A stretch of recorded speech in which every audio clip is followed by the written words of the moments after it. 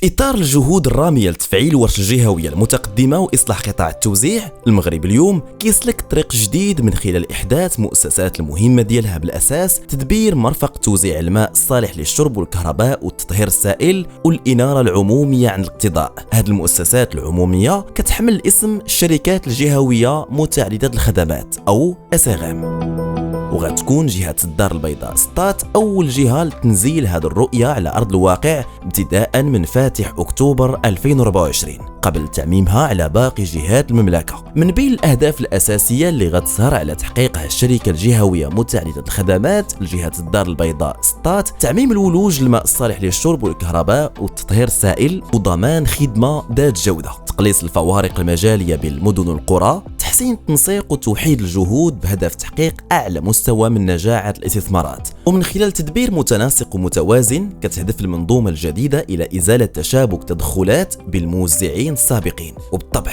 ما نقدروش ننسوا الهدف الأسمى المرتبط بحماية البيئة وتحقيق أهداف التنمية المستدامة مع الحرص على اقتصاد الماء والطاقة، لأن مستقبلنا البيئي والاقتصادي كيعتمد على هذه الركائز الأساسية. مجال تدخل الشركة الجهوية متعددة الخدمات الدار البيضاء سطات كيمتد على كامل التراب المجالي ديال أول جهة في المملكة على الصعيد الاقتصادي والديموغرافي والعمراني.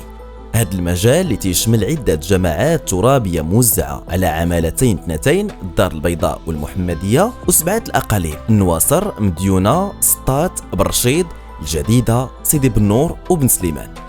وهكذا كتعلم SRM ديال الدار البيضاء سطات المواطنين بأنها أصبحت الموزع الوحيد للماء الشروب والكهرباء والتطهير السائل في الجهة، وكيبقى الرهان الكبير بالنسبة للشركة هو توفير الخدمات الأساسية لساكنة كيبلغ تعدادها أزيد من 7 ملايين نسمة مع ضمان جودة عالية. وكتأكد فروق الشركة الجهوية متعددة الخدمات الدار البيضاء سطات وبكل افتخار على تعبئتها الكاملة لخدمة ساكنة الجهة.